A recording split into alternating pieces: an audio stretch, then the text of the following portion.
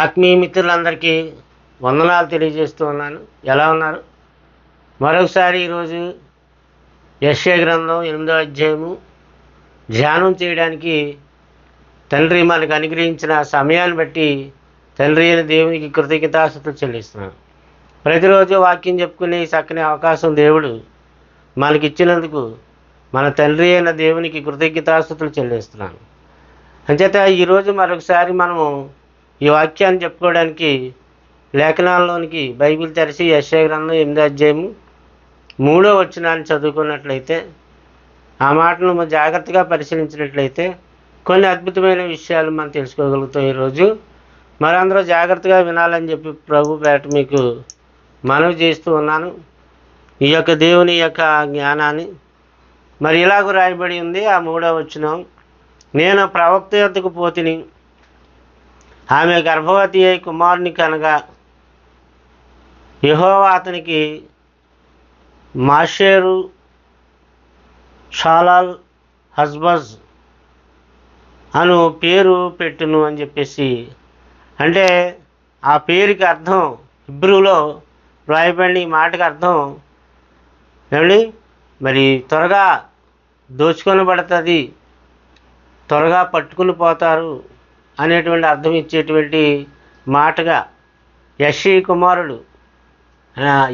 కుమారుడు ఆమె ఒక ప్రవక్తి, అంటే యెషయా ప్రవక్త యొక్క భార్య ఒక ప్రవక్తి.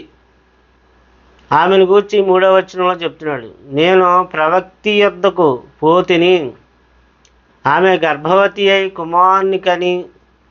అంటే నేనంటే ఎవరో? యెషయా గ్రంథం రాసినటువంటి ప్రవక్త.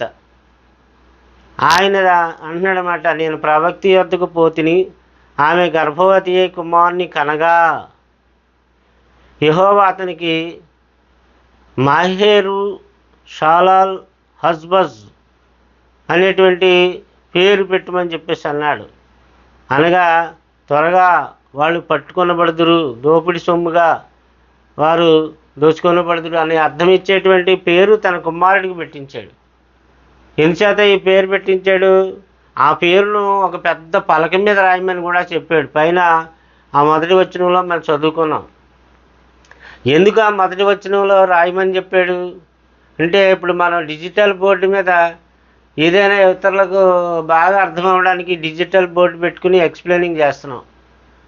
మరి ఇక్కడ దేవుడు ఏమండి ఈ ఒక పెద్ద పలక మీద వాటిని రాసి ప్రాక్టికల్గా వాళ్ళకి చూపించడానికి, ఇశ్రాయేలీ జనాంగాలందరికీ, యూదులందరికీ అర్థం కావడానికి ఈ విషయం పెద్ద అక్షరాలతో సామాన్యమైనటువంటి జనుడికి అర్థమయ్యే రీతిగా సామాన్యమైనటువంటి అక్షరాలతో రాయమని చెప్పాడు. అదే అతని కుమారుడి పేరు. ఆ హిబ్రూ పేరుకి త్వరగా దోసుకొనబడతారు, త్వరగా పట్టుకొనబడతారు, దోపిడి సొమ్ముగా గురవుతారు ఇశ్రాయేలు ప్రజలు అనే సూచన. దానికి అర్థంగా ఆ పేరు రాయమని చెప్పేసి అన్నాడు.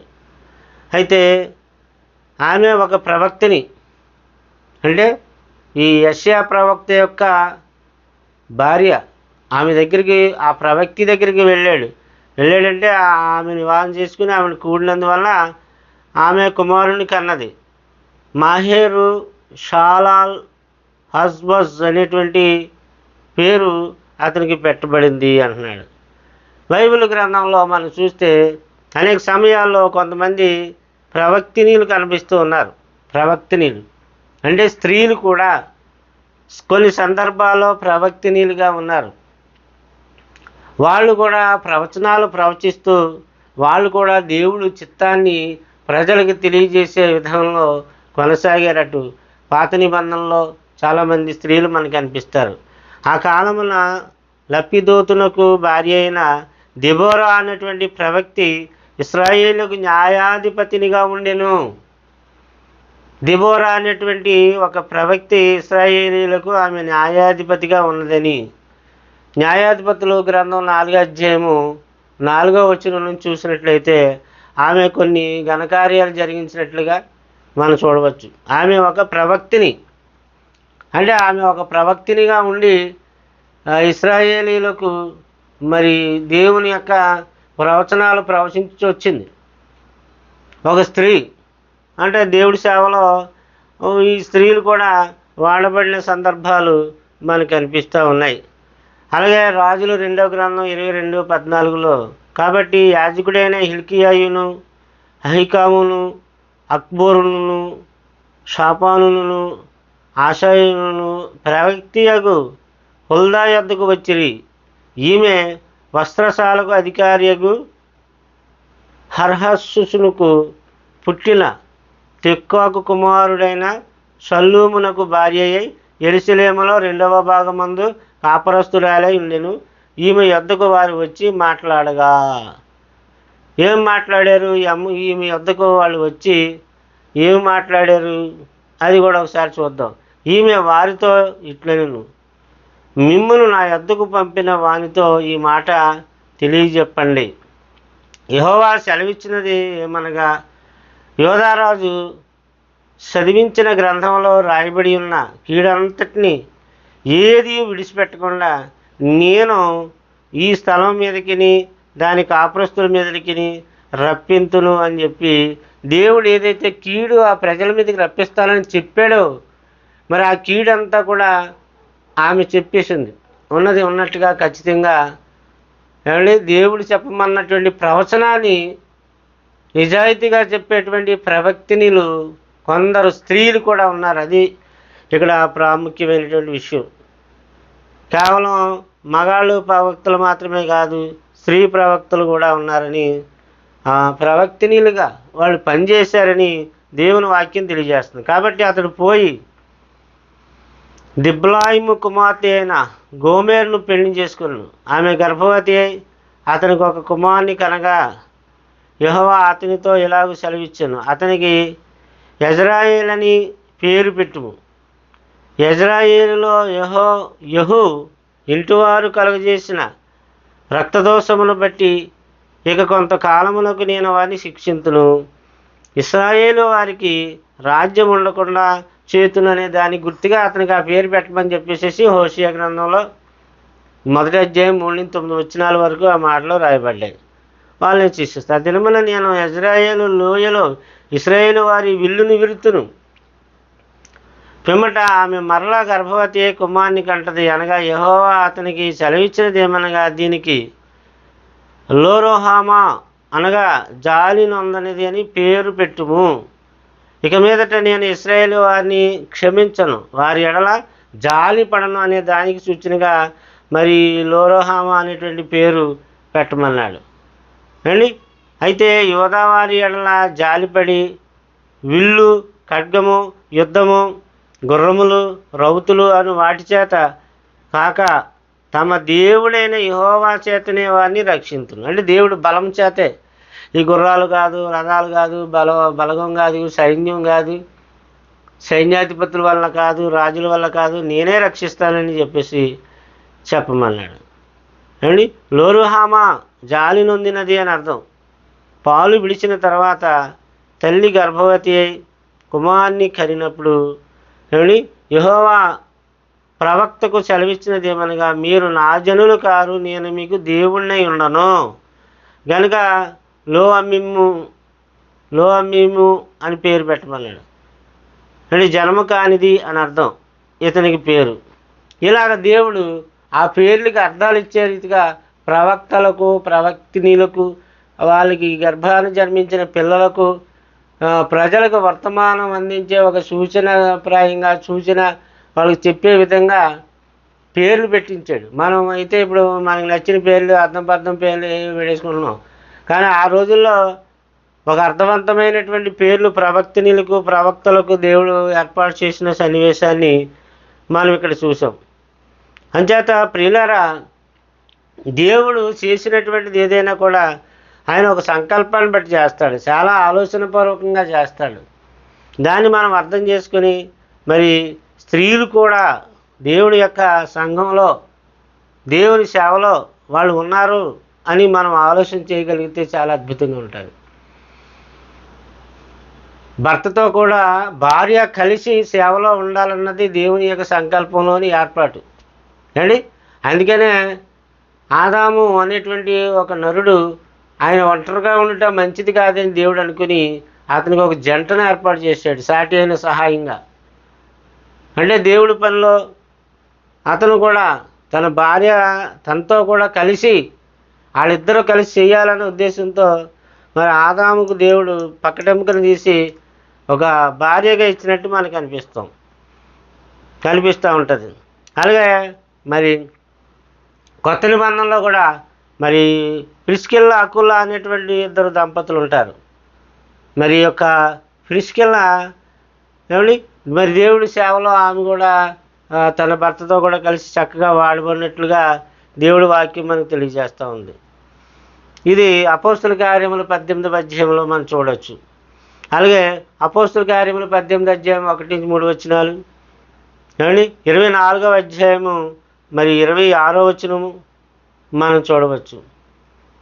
అలాగే రోమాపత్రిక 16వ అధ్యాయము 3-5 వచనాలు, తిమోతి 2వ పత్రిక 4వ అధ్యాయము 18, 19 వచనాలు, కొరింథీ మరి 16వ అధ్యాయము 19వ వచనం.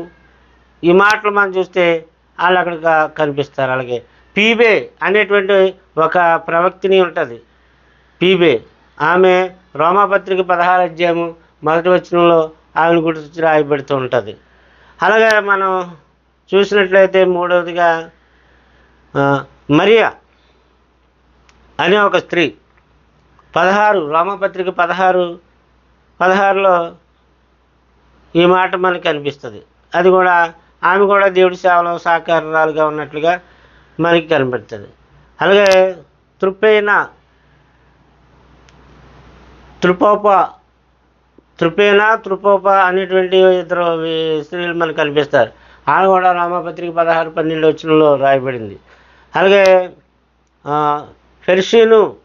ఫెర్షీన్ అనేటువంటి ఫెర్పీను అనే స్త్రీ కనిపిస్తుంది రోమాపత్రిక 16-12 వచనంలోనే.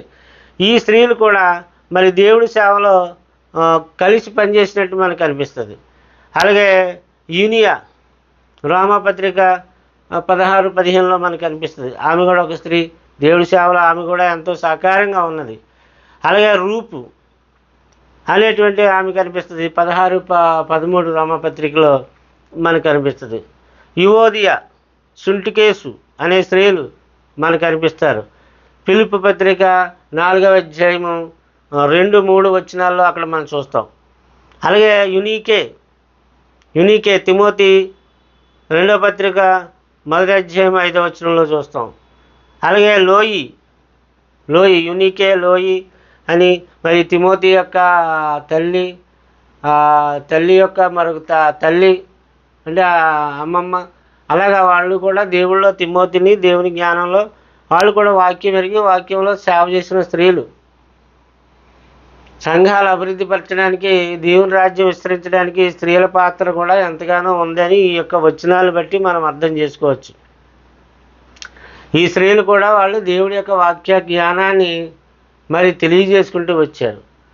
అక్కడ ఇంకా కొంతమంది ప్రవక్తినీలు ఉన్నారు. మిరియాము కూడా ఒక ప్రవక్తినిగా చెప్పబడుతుంది. అలాగా కొంతమంది పాత నిబంధన ప్రవక్తినీలు ఉన్నారు, కొత్త నిబంధనలో స్త్రీలు ఉన్నారు. యేసుక్రీస్తు ప్రభుతో కలిసి సేవ చేసినటువంటి కొంతమంది స్త్రీలు ఉన్నారు. సేవలో మరి ఆయా సమయాల్లో ఆయా సందర్భాల్లో వాళ్ళు కూడా దేవుడి వాక్యాన్ని బోధించారు, సువార్త ప్రకటించారు. కొన్ని సందర్భాలలో వాళ్ళు దేవుడి సేవలో ఎంతగానో వాడబడ్డారు. ఇప్పుడు ఈ యెషయా ప్రవక్త యొక్క భార్య ప్రవక్తిని, అలాగే పేతురు కూడా తన భార్యను వెంటబెట్టుకుని ఆయా ప్రాంతాలకి వెళ్ళి సువార్త చెప్పినట్లుగా 9వ అధ్యాయము కొరింథీ మొదటి పత్రిక 9వ అధ్యాయము 3-4 వచనాలు 5 వచనాలు చూస్తే అక్కడ మనకి కనిపిస్తుంది. అలా వాళ్ళు కూడా దేవుడి సేవలో మరి వాళ్ళు తిరిగి దేవుడి సేవ చేసినట్టు మరి ఇక్కడ దేవుని యొక్క గ్రంథంలో మనం చూడవచ్చు ప్రియులారా. అందుచేత చాలామంది స్త్రీలు దేవుడి సేవలో ప్రారంభ శతాబ్దంలో క్రైస్తవులు కానివ్వండి, పాత నిబంధనలో కొంతమంది ప్రవక్తినీలు కానివ్వండి, వాళ్ళు దేవుడు వాళ్ళకి ఇచ్చినటువంటి పరిధిలో వాళ్ళు కూడా సేవ చేశారు. మరి వాళ్ళు కూడా దేవుడి వాక్యాన్ని అందించారు. వారు కూడా దేవుడి వాక్యాన్ని మరి బోధించారు అన్న విషయం వాస్తవానికి దేవుని గ్రంథంలో రాయబడుతూ వచ్చింది. అంచేత లూకాసు సువార్త 8వ అధ్యాయంలో మనం చూస్తే మరి యేసుక్రీస్తు ప్రభు వారితో కూడా కొంతమంది స్త్రీలు సేవలో సాకారులుగా ఉన్న పరిస్థితి మనకి కనిపిస్తుంది. లూకాసు సువార్త 8వ అధ్యాయము మొదటి నుంచి చూసినట్లయితే, వెంటనే ఆయన దేవుని రాజ్య సువార్తను తెలుపుచు ప్రకటించుచు ప్రతి పట్టణంలోనూ ప్రతి గ్రామంలోనూ సంచారం చేయొచ్చు. ఏమండి 12 మంది స్త్రీలను, అపవిత్రాత్మలను, వ్యాధులను వెలగొట్టబడిన కొందరు స్త్రీలను, అనగా 7 దెయ్యములు వదిలిపోయిన మగ్దలేనే అనబడిన మరియయ్యను, హేరోదు గృహ నిర్వాహకుడగు కూజా భార్యగు యోహన్నను, సూసన్నయును ఆయనతో కూడా ఉండేది. అనేక మంది స్త్రీలు యేసుక్రీస్తు ప్రభు వారి యొక్క సేవలో మరి యేసుక్రీస్తు ప్రభు వారికి సహకారంగా వాళ్ళు మరి పరిశుద్ధత కలిగి పవిత్రత కలిగి ప్రభు పనిలో వాళ్ళు సహకారం చేసిన విధానం కనిపిస్తూ ఉంది. స్త్రీలు 7 దెయ్యాలు వెదలగొట్టినటువంటి మరి మగ్దలేన అనబడిన మరియ కానివ్వండి, హేరోదు భార్య యొక్క గృహ నిర్వాహకులు కూజా యొక్క భార్య కానివ్వండి, వీళ్ళంతా మరి దేవుడి సేవలో యేసుక్రీస్తు ప్రభు వారికి సహకారులుగా ఉన్నారు. యోహన్నయును, సూసన్నయును ఆయనతో కూడా మరి దేవుడి పరిచర్యలో ఉన్నారు. వీరును ఇతరులు అనేకులను తమకు కలిగిన ఆస్తితో వారికి ఉపచారము చేయించు వచ్చారు. అంటే అనేక ప్రాచీన ప్రతులలో ఆయనకు పరిచారం చేయించు వచ్చారని చెప్పేసి రాయబడి ఉన్నది. ఇంకా ఇతరులు అనేకులు దేవుడి సేవలో మరి అనేక మంది యేసుక్రీస్తు ప్రభు వారితో కూడా కలిసి సేవ చేసిన స్త్రీలు ఉన్నారు ప్రియులారా. మరి ఈరోజు మనం చూస్తే చాలామంది సంఘాల్లో స్త్రీలు ఎక్కువ కనిపిస్తారు. ఎక్కడ ఏ సంఘంలో చూసినా ఎక్కువ మంది స్త్రీలు. అవును, దేవుడు సేవలో వాళ్ళు కూడా మరి సహకారులై ఉండాలని దేవుడు చెప్పాడు. వాళ్ళు దేవుడి యొక్క పనుల్లో, పాటలు పాడడంలో, ప్రార్థన చేయడంలో, సువార్త ప్రకటించడంలో, పాత నిబంధనలో ప్రవక్తులుగా వాళ్ళని దేవుడు నిలబెట్టుకున్నాడు. ఏంటి అలాగే అవకాశం ఇచ్చాడు. గొప్ప జనసమూహమును ఆయన గూర్చి రొమ్ము కొట్టుకొనొచ్చు దుఃఖించుచూ ఉన్న చాలామంది స్త్రీలను ఆయనను వెంబడించారు. యేసుక్రీస్తు శిలువ మోయిచున్న సందర్భంలో అనేక మంది దుఃఖపడిన వాళ్ళు, మగవాళ్ళు ఏం కనబడలేదు అక్కడ. అనేక మంది స్త్రీలు కనిపించారు. వాళ్ళు చాలా ఏడ్చారు. యేసుప్రభు సమాధి దగ్గరికి వెళ్ళారు, సమాధిని చూశారు. స్త్రీలు కనబడతా ఉన్నారు. మరి మార్కు సువార్త 16లో మనం చూస్తే, విశ్రాంతి దినమును గడిచిన వెంటనే మగ్దలేని మరియను, యాకోబు తల్లి అయిన మరియను, సొలోమియును వచ్చి ఆయనకు పూయవలనని సుగంధ ద్రవ్యములను తీసుకుని సమాధి దగ్గరికి వచ్చిన 3 స్త్రీలు మనకు కనబడుతున్నారు. ఏమిటి? సొలోమియు, అలాగే మరి యాకోబు తల్లి అయినటువంటి మరియయు, సొలోమియును, అలాగే మగ్దలేని మరియయు 3 స్త్రీలు సమాధి దగ్గరికి వచ్చారు. అంటే ప్రభువుని వాళ్ళు అమితంగా ప్రేమించారు. స్త్రీలలో ఎక్కువ మంది ప్రభువుని ప్రేమించిన వారు మనకు కనిపిస్తున్నటువంటి సందర్భాలు దేవుని గ్రంథంలో ఆయా చోట్ల రాయబడ్డాయి. ఆయనకు నిలవైనటువంటి వారును గలిలయ ఆయనను వెంబడించిన స్త్రీలను దూరంగా నిలుచుండి వీటిని చూచుచూ ఉండిరి అని లూకాసు సువార్త 23:49లో రాయబడింది. దూరం నుంచి ప్రభు శిలువ మోసుకెళ్తున్నప్పుడు దూరం నుంచి చూసి ఏడ్చి చాలా వాళ్ళ యొక్క ప్రేమను, ప్రభు పట్ల వాళ్ళకు ఉన్నటువంటి ప్రేమను వాళ్ళు వ్యక్తపరిచారు. అప్పుడు గలిలయ నుండి ఆయనతో కూడా వచ్చిన స్త్రీలు వెంట వెళ్ళి ఆ సమాధిని, ఆయన దేహము ఎలాగుండినో చూసిరి. లూకాసు సువార్త 23:55. స్త్రీలు దేవుడి పట్ల ఆసక్తి కలిగి ఉన్నారని చెప్పడానికి ఈ రిఫరెన్స్లు చూపిస్తూ ఉన్నాను. దేవుడు సేవ చేశారు. వాళ్ళు భర్తలతో కూడా కలిసి, భర్త ఉన్న వాళ్ళైతే భర్తలతో కలిసి చేశారు, భర్త లేని వాళ్ళైతే వాళ్ళు స్వచ్ఛందంగా వ్యక్తిగతంగా దేవుడు సేవ చేశారు. ఆయన తల్లియును, ఆయన తల్లి సహోదరియును, క్లోపా భార్య అయిన మరియయు, మగ్దలేనే మరియయును యేసు శిలువ యొద్ద నిలిచుండిరి. వీళ్ళు కూడా ఈ శిలువ యొద్ద 19 యోహాను సువార్త 25 ఈ మాట రాయబడింది. ఇక్కడ కూడా అనేక మంది స్త్రీలు మనకి కనిపిస్తూ ఉన్నారు. ఏమండి? అలాగే మత్తయి సువార్త 27వ అధ్యాయంలో 55-56 యేసునకు ఉపచారము చేయొచ్చు గలియాల నుండి వచ్చిన ఆయనను వెంబడించిన అనేక మంది స్త్రీలు అక్కడ దూరం నుండి చూచి ఉండిరి అని అక్కడ కూడా మత్తయి రాశాడు. వారిలో మగ్దలేని మరియు యాకోబు యోసేపు అనువారి తల్లి అయిన మరియు జబదేయ కుమారుల తల్లి అయినది ఉండిరి సలోమి అని వాళ్ళందరూ అక్కడ ఉన్నారని చెప్పేసి చెప్తూ ఉన్నాడు. అదే మార్కు సువార్తలో చెప్పాడు, అదే లోకా సువార్త చెప్పాడు, మళ్ళా అదే యోహాను సువార్తలో చెప్పుకొచ్చాడు. అంటే వీరును ఇతరులు అనేకులను తమకు కలిగిన ఆస్తి, అంటే దేవుడి కొరకు వాళ్ళ ఆస్తులు ఖర్చు పెట్టి డబ్బులు ఖర్చు పెట్టి సేవ చేసుకుంటూ వచ్చారు. ప్రియులారా, ఆలోచించేయండి. ఈరోజు దేవుడి వల్ల మనకి ఏమన్నా దొరుకుతుందా అని మనం ఆశపడుతూ ఉంటాం. దేవుడిని నమ్మితే మాకు ఏమిస్తారండి, మేము చర్చికి వస్తే మాకు ఏం కలుగుతుందండి, ఏమొస్తుందండి, ఆస్తులు చర్చికి సంబంధించిన ఆస్తులు ఏమైనా కలిసి వస్తాయా, లేకపోతే అది వస్తుంది ఇది వస్తుంది అనుకో. అలా కాదు, వాళ్ళ ఆస్తులు అమ్మి దేవుడి కోసం ఖర్చు పెట్టి దేవుడు వెంబడించినటువంటి భక్తిగల స్త్రీలు. అందులో ఒక లూదియా కానివ్వండి, ఏమండి, ఒక సమరయ స్త్రీ కానివ్వండి, ఇలాగ ఎందరో అనేక మంది స్త్రీలు భక్తి కలిగి తమ ఆస్తితో దేవునికి పరిచర్య చేశారని వాక్యం తెలియజేస్తుంది. ఈ ప్రకారంగా మనఃపూర్వకంగా ఇచ్చు సామర్థ్యము మాకుండుట చేత మాకుండుటకు నేనేమాత్రపు వాడను, నా జనులు ఏమాత్రపు వారు, సమస్తమును నీ వలనే జరిగాను కదా అని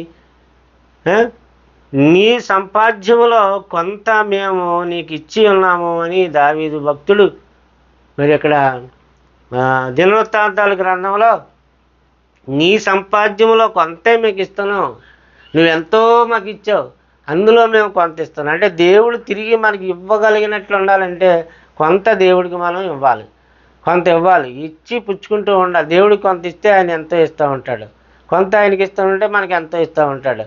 అది దేవుడి సేవలో ఉన్నటువంటి గొప్ప ఆశీర్వాదం.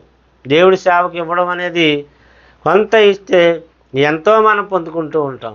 మరి యెషయా గ్రంథం 23:18 ఇలాగ రాయబడింది, వేశ్య జీతముగా ఉన్నదాన్ని వర్తక లాభము యెహోవాకు ప్రతిష్ఠితమగును, అది కూర్చబడదు, ధననిధిలో వేయబడదు.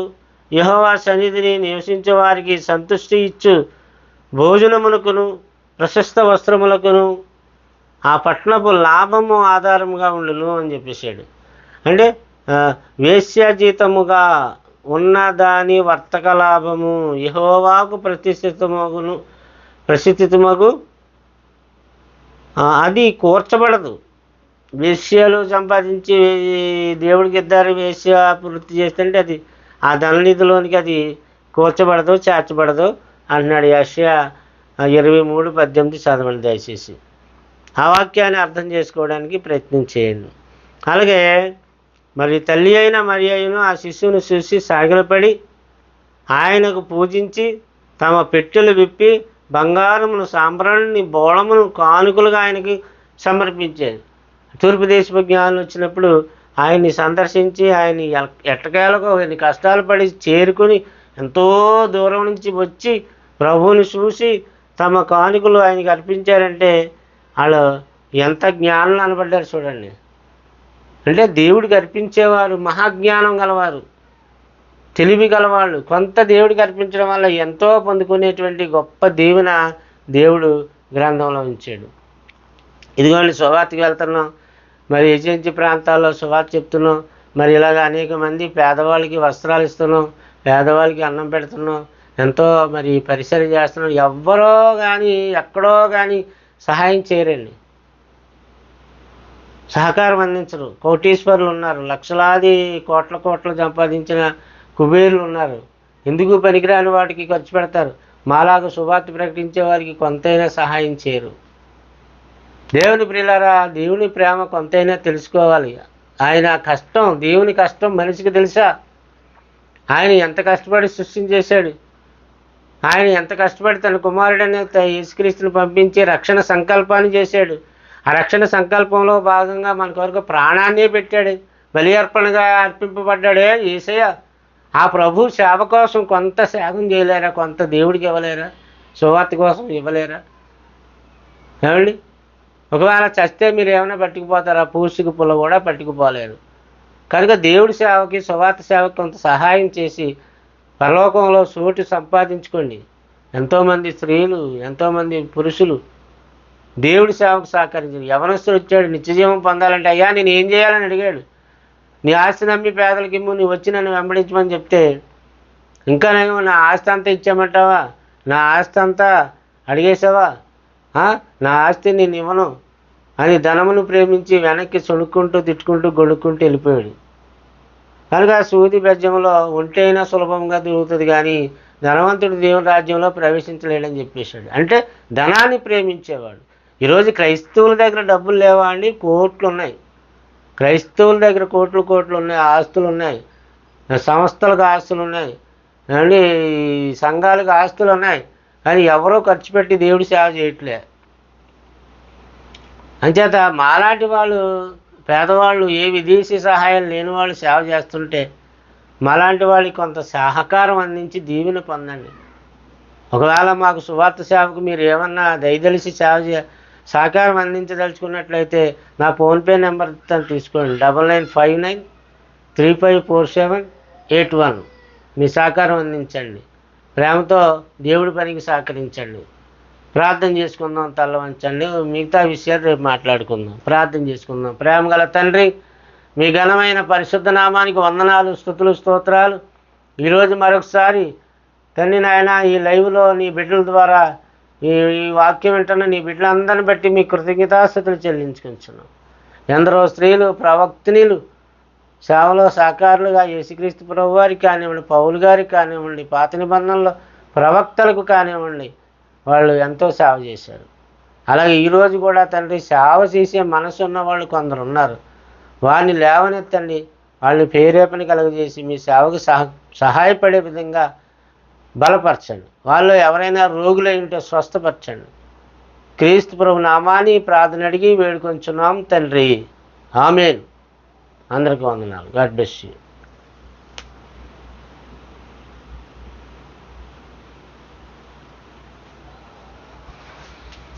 రండి రండి.